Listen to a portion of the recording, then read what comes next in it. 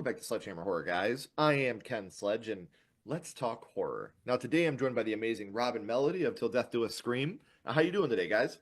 Awesome, man. Thank you so much for Awesome. having us. This is a real honor. Super stoked to have you guys here. But before we talk about why you're here, I would hmm like for the people that don't know you to get to know you a little bit. hmm You two are married with children, including a 10-year-old son who is named after the horror great Vincent Price. You guys may have heard of Vincent Price in passing, perhaps. Um, and as avid horror fans since they were young, they both worked in the industry. Melody working as an effects makeup artist in independent and major film, and Rob on the media side. Been in the genre for 16 years, which includes collaborations and work with Dread Central, Rue Morgue, Fangoria, and together they created the YouTube show Till Death Do Us Scream, where the focus is a horror breakdown of every fun, unfiltered, and engaging approach. So we know you guys have been married with children, and horror's been a huge part of your life, but what gave you the desire to start a YouTube channel together? Um, well, I had actually been doing this show, Dungeon of Deadly Delights, for many, many years. It actually kind of started from podcasts, and then we got a deal to do, more like extraterrestrial radio, like online radio. Hmm. And I was working with guys like Thomas Supernon, who's like a two-time Emmy Award-winning makeup artist. Linnea Quigley was actually one of my hosts for a hot minute. Um, and then Donna Cancer 45 Grave for quite a while. But we were talking to a guest like every week for like 2 years.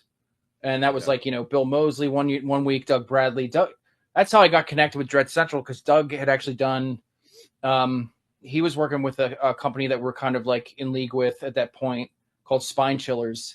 And Doug actually came on, and I think it was, I can't remember what birthday it was. It was Edgar Allan Poe's birthday, and he actually did like the Raven and stuff on the radio show. So That's um, awesome. that's kind of like how that sort of got out there, in terms of like, being seen, getting articles about us and whatnot.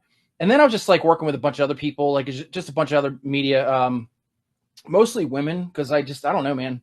It's just easier to work with women. And one of the women he worked with was Jenna Say What. I like her. Yeah. Her and I are actually really good friends. Yeah, so I looked, That's awesome. so I like kind of like dabbled, I dipped my toe sort of in the pop culture thing, and then I was just like, you know what, dude, this kind of sucks. Like, horror's in my bones. I'm just gonna, I have to go back to it. So I was doing the Dungeon of Deadly Delight show with four other ladies, and then it just kind of like petered off because they just had their own shit going on and whatnot. And I asked my wife to do it with me. I never thought she'd want to do it. And then like when it came to the Till Death Do a Scream thing, that was kind of just like us saying, if we're going to create a mark, we want to actually do something together that's just ours, that has no history except for, us actually doing it together. And that's kind of where it came from. Yeah. Well, and that's good because, like you said, it's not her piggybacking off of something that's already happened. She's Yes. coming Right. in, it's fresh for her, it's fresh for you. I think that's absolutely the best way to go about it. So, Yeah. Well, it was not only that, it was like, throughout the years, he always had somebody else editing his show. I'm the one that pushed him to be like, hey, babe, like, listen, I really think you should learn how to edit your own stuff.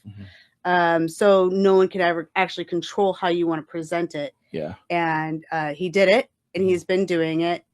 And then when he asked me, I was like, well, I was waiting. I was wondering when you were going to ask me. Duh. I'll do it with you, of course. And then that means That's we can awesome. do it at our own time, and you don't have to wait on somebody else. Yeah. You know what I mean? I think we had done it once or twice together. I think many, many years ago, when I was just kind of starting out. I think she did like a Serena Vincent interview with me. I think.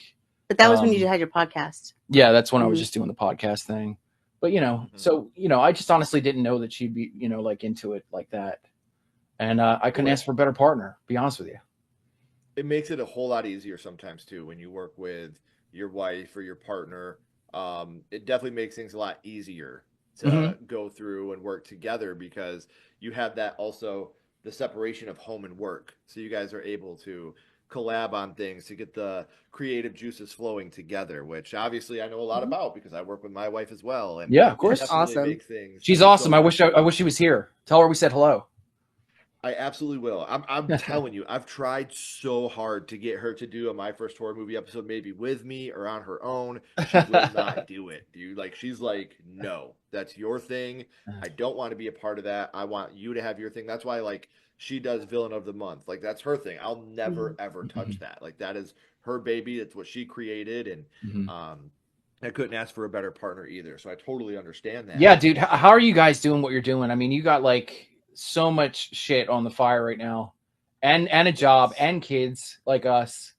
It's crazy. it's it's never ending. I used to like sleep. Like it used to be a fun You thing to used to do. Like sleep. You used to love to sleep. yeah, yeah. I used to think it was cool, and I used to like to do it. But now I look at people doing it, and I'm like, I wish I had the time to do that. So, Yeah, right. but that, like I said, when it's in your bones, if you love what you do, you never work a day in your life. Sledgehammer Horror has never felt like work to us ever. Right. Yeah. Like we love to do it, and the secret for me and Ashley too is we work separate shifts. So like we have all this time throughout the week that we're not together. So when we get together, it's just this huge collab of like boom, like hey, I was doing this and this and this, and I was doing this and this and this. How can we put this together? And when we're not spending every waking moment together, we get along. So it's really easy to miss each other and want to work together so much when you're not together all the time. So, Yeah. Right.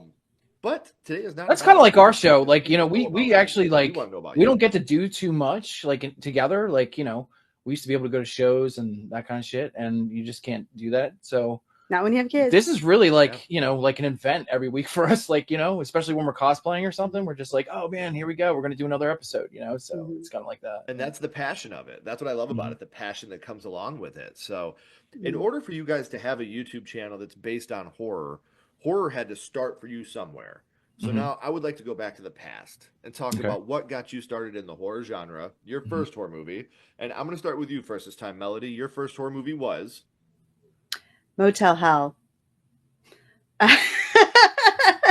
So, actually, if you want to be technical, my mom, when I was a baby, like not even 6 months old, took me to go see Aliens in the theater. nice. But no, I think the first movie that really got me into it was my mom, who got me into horror movies, and she did it behind my dad's back because he was like one of those hardcore, staunch Christian conservative Yeah. guys. And my mom would be like, "Oh, let's go watch this." Like, like them, and then like all the old Mhm. black and white horror movies. Mhm. But she's always loved cannibal and slasher movies. And her Yeah. favorite movie was Motel Hell. And she got me into it. This sounds on brand for my mother-in-law. Yeah, Yeah. yeah. Yeah. And she got me and she got me into it. So like my dad would be at work and my mom and I would sit down and we'd watch these movies. And we sat down, we watched Motel Hell. And I think that was the first time like my mom would cover my eyes when the boobs would show on, like, Mhm. Yeah. when you saw naked Yeah. people. She's like, "Oh, don't look at that." And I forgot about that. But I got sucked in. I You was like, covered "Oh your eyes my a god." lot during Motel Hell. Right. Yeah. Oh yeah. Yeah. I swear to God, that one girl was constantly like every time you turn around, her nip slip. The You know chick what I with the mean? whip. Well, that one, she had the chick with the whip, the whole bondage scene and everything. And the thing is like I don't even think my mom realized. Mm. But anyways, so yeah, it had to be Motel Hell, and that's my mom's favorite also. Mhm. That's awesome. Yeah. So what about you, Rob? What was your first horror movie? Well, let's see, dude. It's been quite a ride when it comes to horror. I mean, the first encounter that I've ever had with horror, and I do have to mention it because it's quite important. Because years down the road, like I don't know, like I'd get involved with people from Texas Chainsaw Massacre 2, and uh, like just having like connections with these actual people in movies and stuff.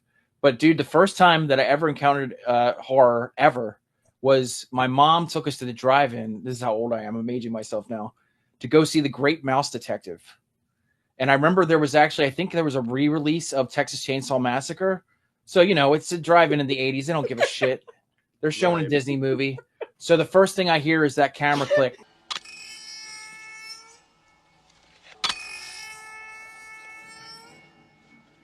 Of course, like Marilyn Burns, ah, and she's like screaming. And dude, I kid you not, I think I might have pissed myself in the car. Like that was the He's first. out there first like, to what go. is this mouse detecting? Like, what the Yes. hell is going on? You're going to see a family movie. Yeah.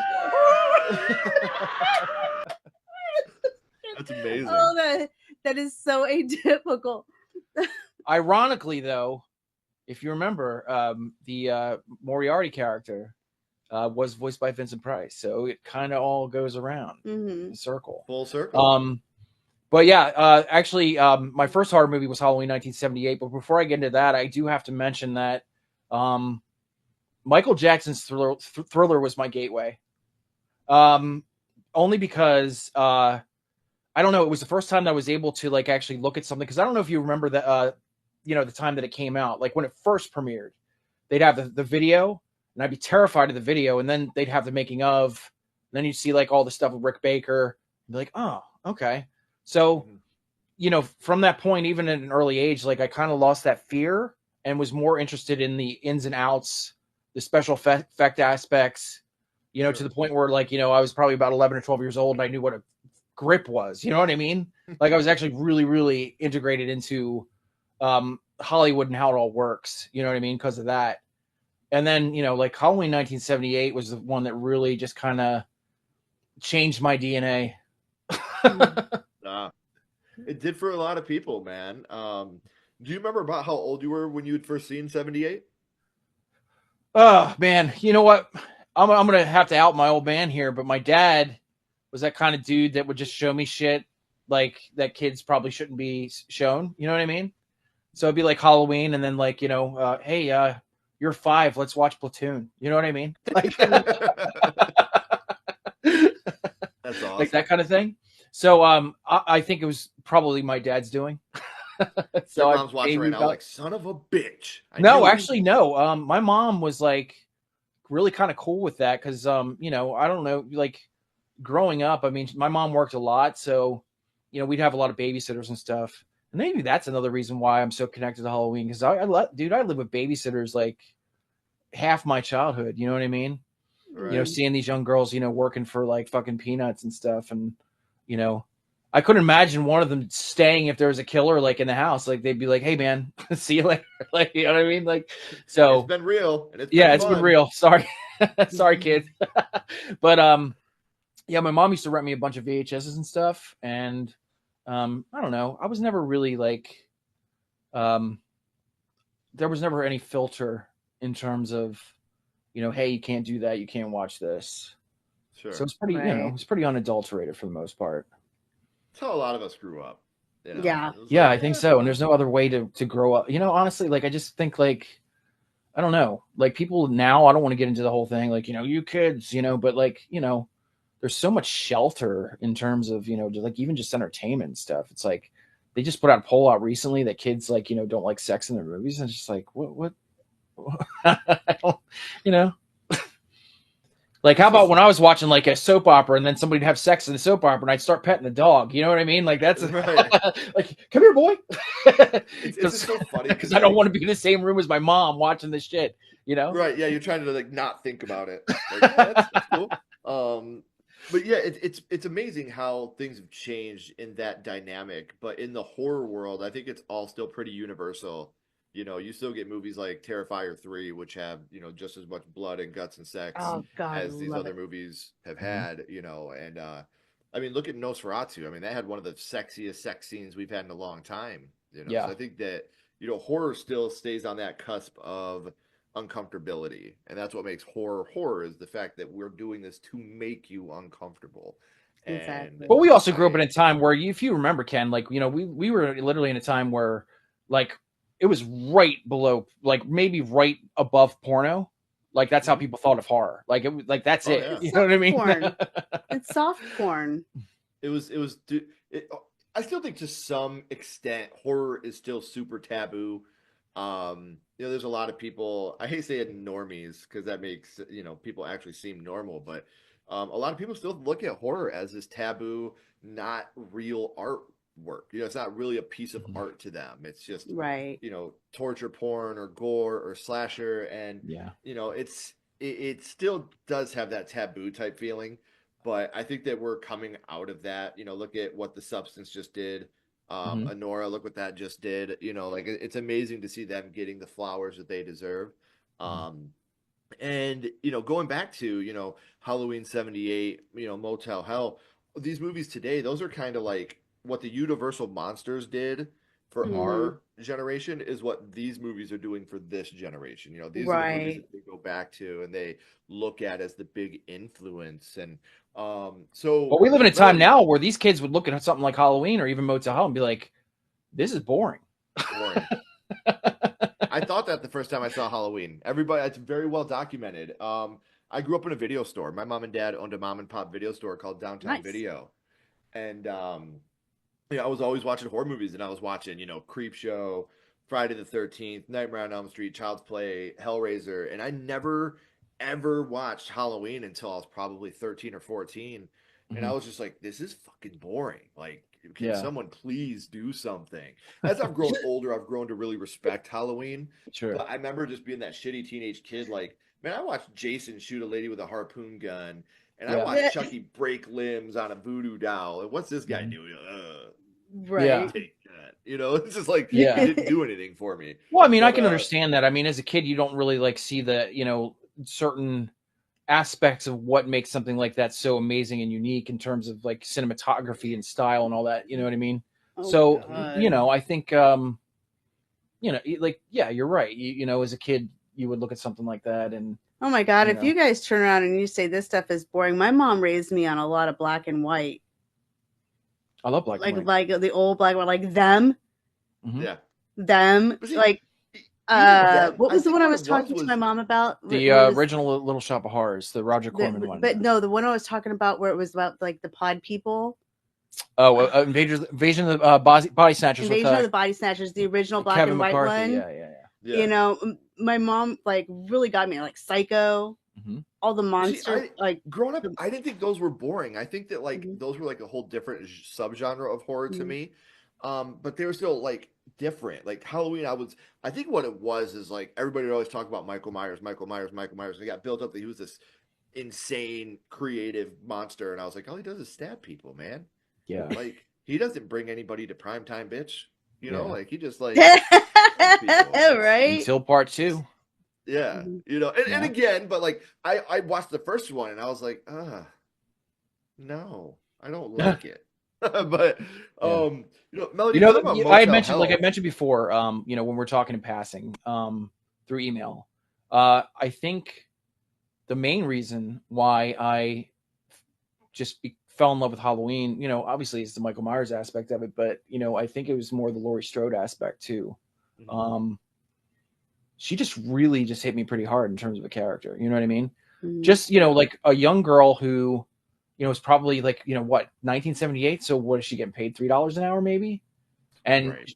like literally like not even just does her job to the fullest, but like goes to like stays and tries to help these kids survive. Like wow, you know what I mean? Like Right. so that that terminology do as when she tells them do as I say. Mhm. Um, I don't know, that really rung true for me in terms of like the ultimate final girl, you know. Mhm. And Jamie Lee's She'll been always that be since forever. she'll always be in the top three for me. It's Nev Campbell, Jamie Lee Curtis, and Mhm. Olivia Hussey. Jess Bradford from Black Christmas. I think she's my Nice. favorite. Like she's just there's something about her that was just super badass for being 1978 as well. Yeah, Or rest in maybe peace, Olivia. 76. I interviewed her years ago, and she was such a sweet woman. And she actually told me something really interesting. She said she had done a movie with Steve Martin apparently, and Steve had told her that uh, Black Christmas is his yearly holiday horror or holiday movie. That's awesome. He watches it every year. Steve Martin. So That's There you that's go. amazing. You know what I mean? yeah, pretty The cool. guy who I watch every Thanksgiving in Planes, Trains, and Automobiles, There you Black go. There Christmas you fan. go. Yep. Yeah, 74. I don't know why I said 78. I got Halloween on the brain, but Texas Chainsaw, Black Christmas, 74, great year for horror. Motel Hell, Melody. This is a very, very influential movie, especially if you're watching it as a child for the first time. But do you remember what scene it was that affected you the most? Oh, dude, I can tell you right now when he came out with the pig mask and he Yeah. had the chainsaw and he's going after his own brother. Yeah. Yeah, I mean, I think that really like fucked me up. Can we curse on this? Yeah. Okay. Yeah. That really fucked me up because it was like at that point he went from being this sweet old quirky man. I mean, because yeah, like it wasn't sweet he was doing. He was a cannibal, Right. you know. But yeah, the way he presented himself was very nice. He was a very sweet old man. He went completely psycho. Mm-hmm. And then in the end, he admits to his brother, I've lived a lie. My whole life's been a lie. I used preservatives. Like, not that I was planting people in the ground and Right. I was feeding them a certain way so I can harvest them and smoke them up and mix them in with my pork to make smoked sausages. You know what I mean? But he had to use the damn preservatives. What a He had to demon. use preservatives. He was living a lie. Evil son of a bitch. That's Right. kind of how I felt like with Texas Chainsaw Massacre 2 when Drayton Sore's running around with that awful fucking trophy with his chili in it. Right. Like, who's eating that shit? But let me tell you this. To this day, I have a hard time stomaching cannibal movies. Because of this. Because of this movie. Like, it kind of traumatized me to the point to where, like, even Rob knows there's a few genres that I do have a hard time watching. I have a hard time watching cannibal movies. I have a hard time watching grape revenge movies. That's my trigger. I can't watch anything sexual. Yeah. Like, it's very, very hard. Like, I have to be like, I can't watching this. I don't want to, but I watch it. She did love revenge, though. The revenge part, like, even when you talk about, like, the revenge part of the sexual assault revenge movies, I like that part. Yeah. Right. Before part is where I'm just like... The whole thing with rape revenge for me is, like, there's no need to have a 10-minute scene of the act happening. No. Well, that's what I'm saying. Like, you watch Revenge for the first time. We talked about it on the show. You absolutely loved it. Because Coralie didn't show any of that shit. It was all implied, so, You don't have to show it. No. I feel like, especially when you have a male director and a mostly male cast and crew, that's more like a sadistic type of pleasure porn. It's like a fetish, yeah. Yeah. And that's just not, for it's me like personally, it's not my thing. Yeah. That's the thing where I'm like, you know what, I'm out.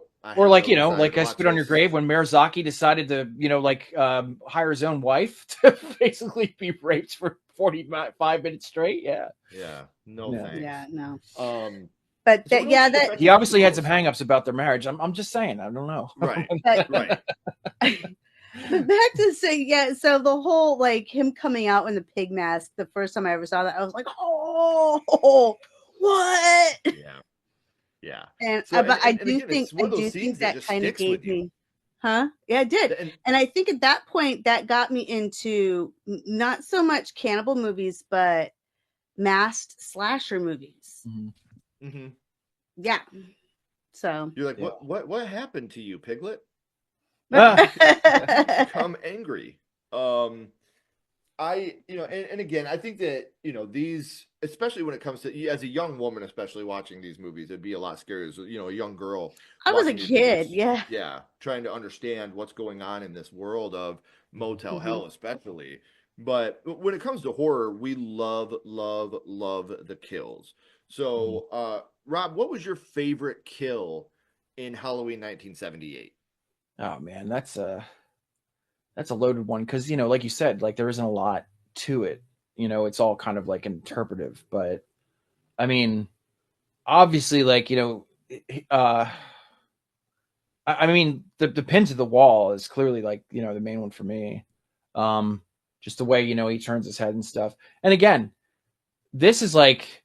In terms of like horror films, I know like what I'm talking about is absolute vanilla sex. Like people are like, oh God, not Halloween 1978. Like totally, I heard it 8 million times, But I mean, I think the whole thing honestly was just, you've got this young student, student filmmaker who had the balls to go into a film studio and say, I'm going to do your film, The Babysitter Murders. And on top of that, you're going to put my name above the title.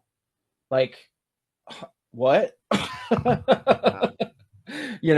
So I think it's more Carpenter and his whole thing. I love the history between, him and Deborah Hill, what she brought to the equation.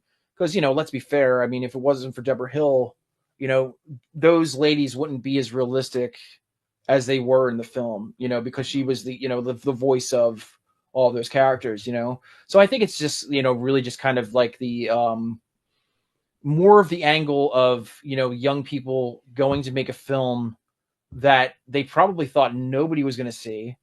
And, it just became this like monster phenomenon that just, changed the game forever, Needless to say, it was the nailed to the wall scene. That was his favorite kill. Yeah. It was just, just the, like I said, like just the way he turned his head and stuff. And, like, I don't know, like I love Jason clearly. Like I have Jason, like on one of these arms, there it is. And I love, all the different slashers, but like just something about Michael Myers is just so, I don't know. It's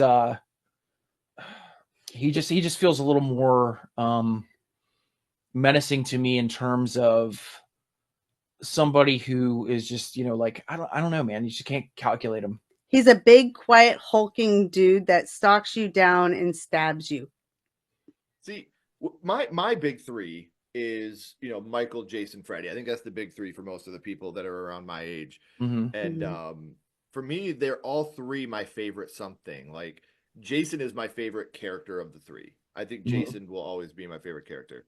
Nightmare has the best movies for me. I think if I'm picking between I agree with franchises, I would say Nightmare's my favorite. There's only one stinker in the Nightmare franchise, in my opinion, and it's The Dream Child. I can even get into Freddy's Dead. I think that movie it's ridiculous, and it's I think silly. Dream Child's got a lot to it though. That's entertaining. I want to like that movie, but every time I watch it, I'm like, oh, what the fuck? But Freddy's Dead, like I think that movie, is it good? No, God no. But it knew what it was doing. It was trying to be silly. It was trying to be goofy. Right. It was it was the Halloween resurrection of the bunch.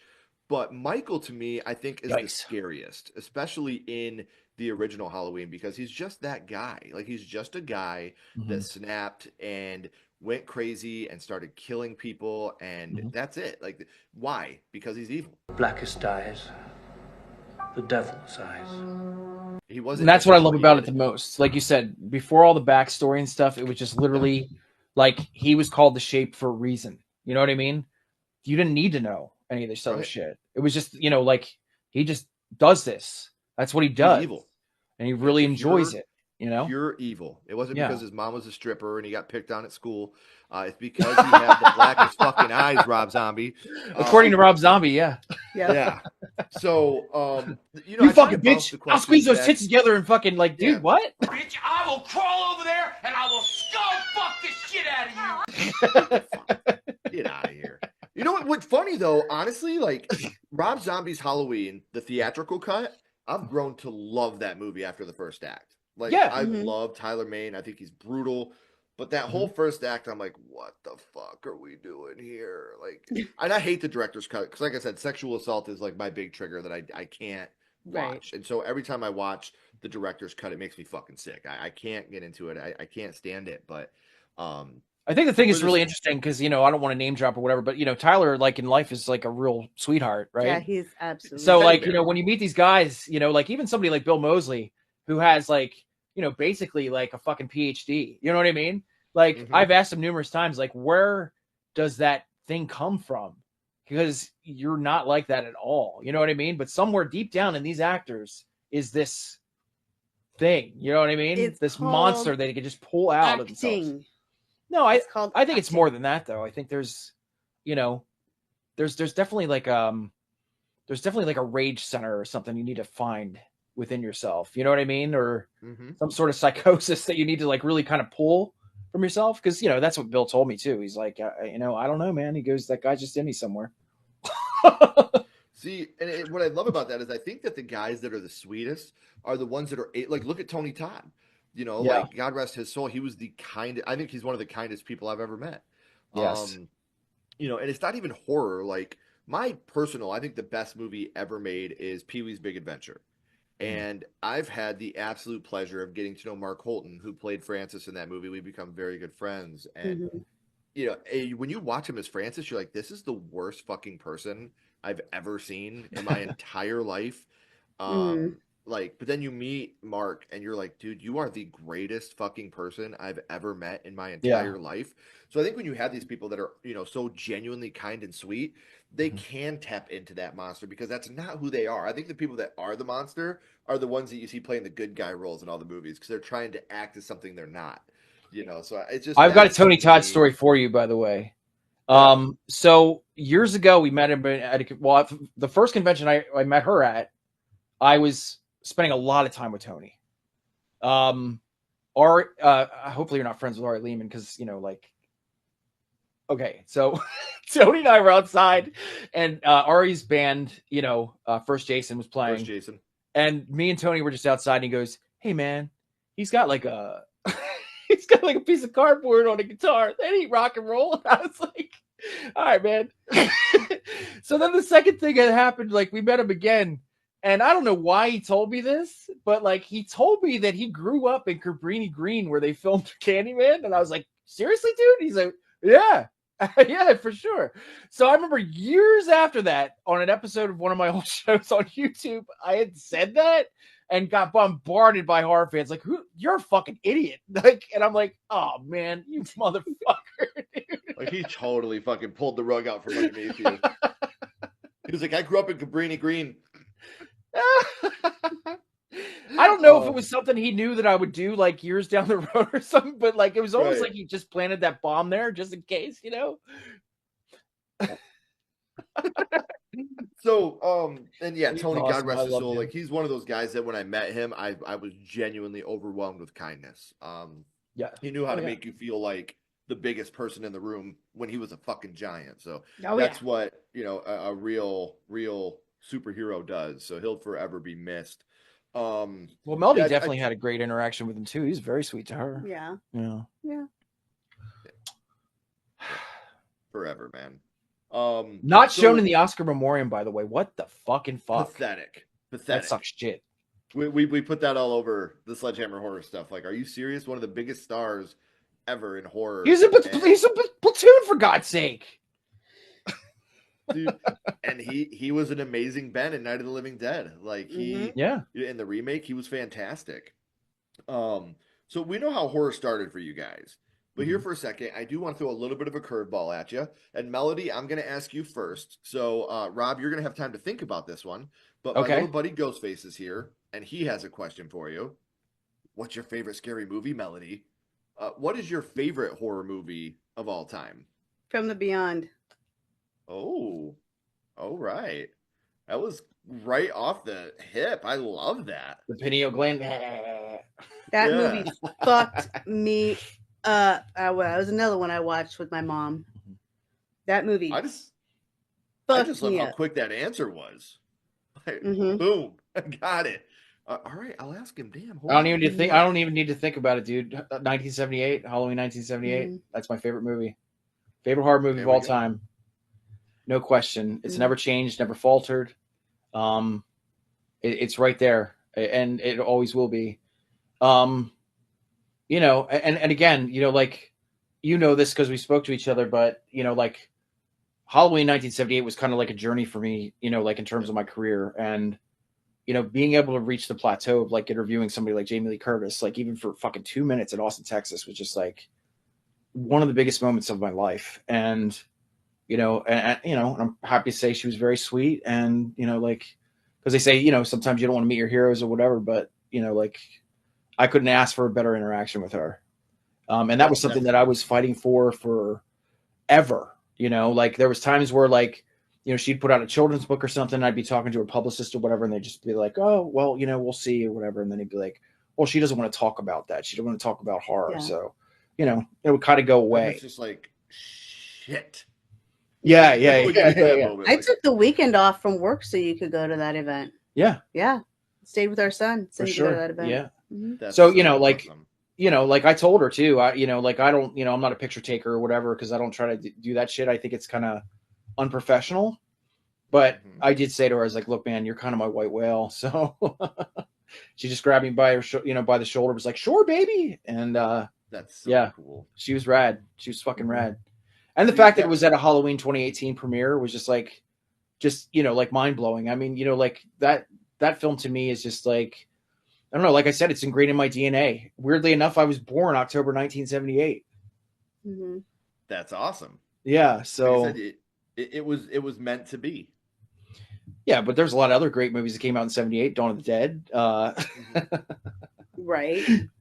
I don't know. Like I love all those movies. It's just that one in particular, man. Like I don't know. It's just everything about John Carpenter just rubs me the right way. I think he's just one of the greatest directors of all time. Yeah, hard to argue.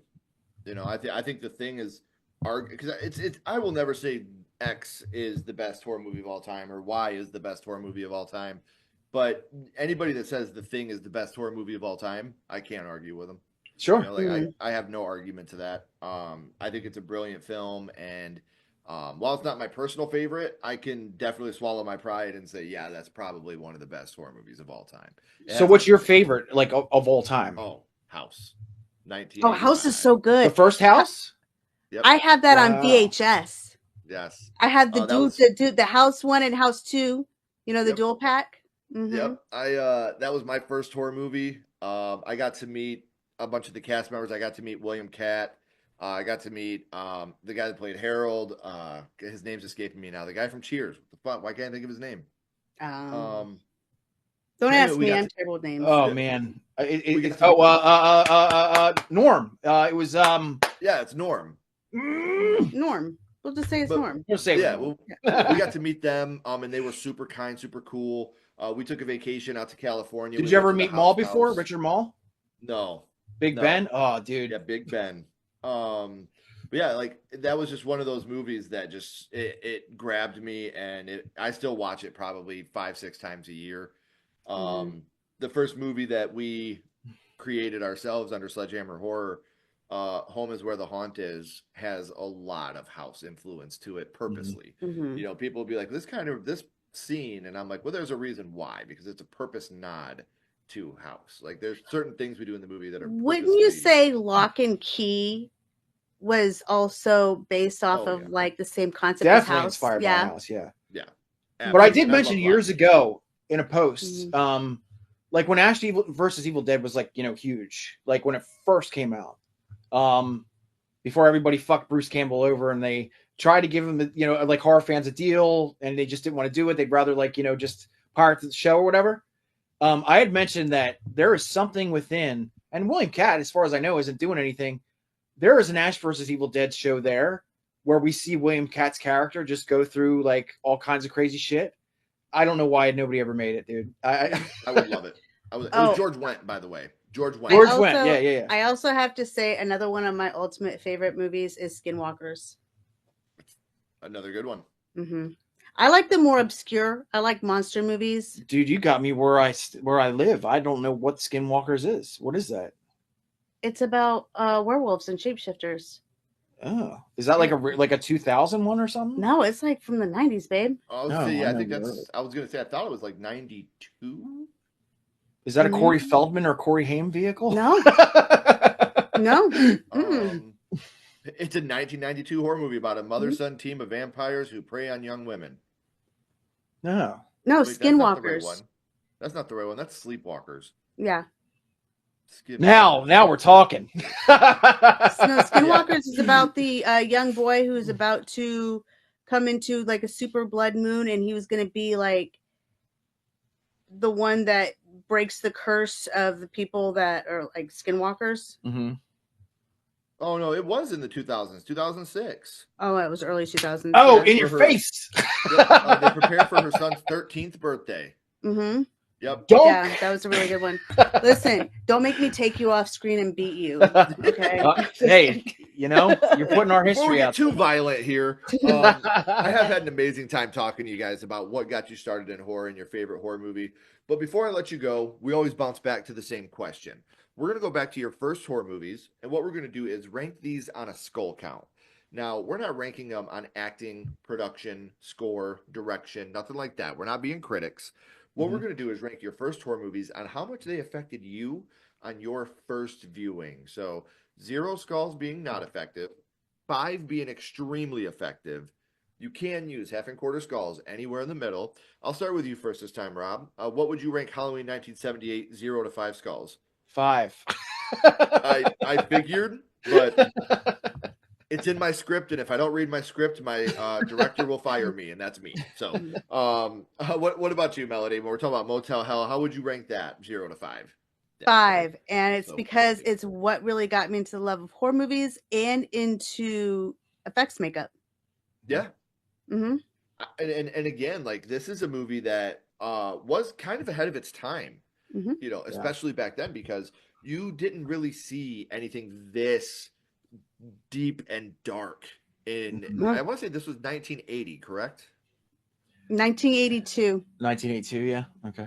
For I mean like even like Texas Chainsaw Massacre, you look back on that and it still wasn't as extreme Mhm. as, you know, like Motel Hell. We remember it a lot worse than it was. Like I remember I seen it when I was young and then I went back to watch it again when I was like 12 or 13. I was like, man, this movie's so fucked up. And I watched it and I was like, huh.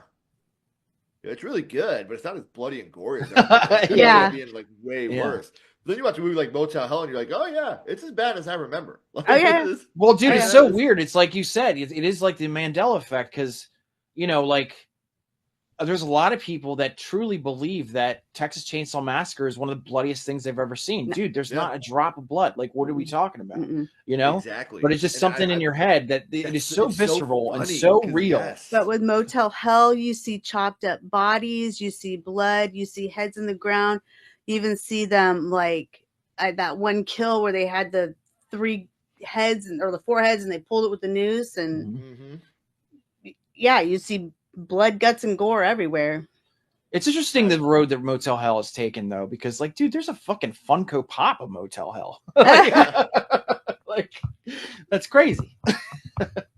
And there was talks of this getting a remake a while ago. Did that ever come to fruition that you guys know I of? don't think I so. don't know. Do you want me to look? I don't think so. I don't know. 'Cause I don't I know. remember You know, for a like I think while- you know, for me, and I'm not like, you know, like misjudging it or whatever, but like Motel Hell to me is like, you know, kind of Oh, it in was this- 1980, by the way, not 1982. in the same category as you know, like a tourist trap or something like that. You know what I mean? Yeah. I don't know. And if they were to redo it, like, you know, it would just be like, and I'm not, you know, shitting on that either. I think there's some really entertaining stuff in that too, but like it would be like the House of Wax remake or something. You know what I mean? Like it would just, I don't know. I don't think they did redo it. I kind of miss that era, by the way, anyway, like, you know, when you used to get like, you know, these WB kids, you know, for all these horror movies and stuff and have these blistering soundtracks and whatnot. I don't know. Maybe because I grew up with it. To me, the problem with House of Wax, I love the House of Wax remake. I really do. I think that it's a. I mean, the one with practical Paris effects Hilton wet where dream. she dies gloriously. Yeah. Yes. That I think is the best kill ever when Paris Yeah. Hilton gets murdered. Yes. Pipe in the head. But the problem Yeah. with that kill, even just- like, and this is what really irritated me about that movie. Like, if you go back and you watch the marketing, like the marketing should have been like a remake to one of the greatest underrated horror movies of all time. The Mhm. practical effects are amazing, but it Yeah. wasn't. Like the whole marketing scheme was like, we brought Paris Hilton into a horror movie and we're gonna Yeah. kill her. So come and watch her get killed in this horror movie. And it's like, dude, the movie is great. Like the slit through the Achilles, like Mhm. the when they're pulling the wax off the dude's face and like just Yeah. ripping his face off. Like the Mhm. practical effects are so great. The melting wax museum at the end looks so fucking good. Yeah. And it's like your whole marketing was come watch her die. And she's Yeah. like, It I worked, will say though. this It about- did work. It did Yeah. work. I will say this about Paris Hilton, and I'll always give her props for this because a lot of people don't know this, but if you're a fan of Repo the Genetic Opera, She did a great job in that movie. she actually like she bankrolled a lot of that fucking movie because they weren't able to finish it. And I think she'd like, you know, put on some like huge raging party or something, made the money that they needed to make to finish She it. DJ'd. So Yeah. I'll totally That's like super have sick. respect for that, you know. yeah. Well, I mean, I'll be honest with you. I don't even think she's the worst part of the House of Wax remake. I think there's way more issues in it than her acting. Like everybody Yes. always bitch about her acting. I'm like, dude, is she the greatest? No, but she's the perfect horror actress. You know, like Mhm. she's the perfect ditzy blonde character. Like That's what you I thought want. she- Yeah. yeah, I thought she worked perfectly in that movie. So, So let me ask you this before we leave. Like, what is exciting you about this year in particular when it comes to horror? Like what are you most jazzed about? Like, you know, when it comes to maybe like a new release or just kind of I mean, like like, the place it's going. It's hard, especially this year, because a lot of what we're seeing this year is sequels, remakes. Like that's a lot of what we're getting this year. Yeah. I'm really really excited for Bring Her In. Yes. Is that I think the the guys that did follow up Talk to to Me. Talk to Me? Yeah. Yeah, yeah. Yep. Mhm. I'm super stoked on that. We're finally getting that Jason Goes to Hell documentary. That's my favorite Friday the 13th movie. So I'm like super stoked to get a lot of the behind the scenes and stuff about that. Like that's something I'm over the top excited about. Yeah. And then, Adam's a cool guy, man. obviously, And you know, like I know a lot of people, you know, not a lot of people. I mean, it's changed, you know, throughout the years, but you know, a lot of people shit on Jason Goes to Hell, but man, I really do think it's I I don't still get know. people It's shitting one of on the it all most the time. fascinating of the series for sure. I love You know it. what I I mean? love that movie. Yeah.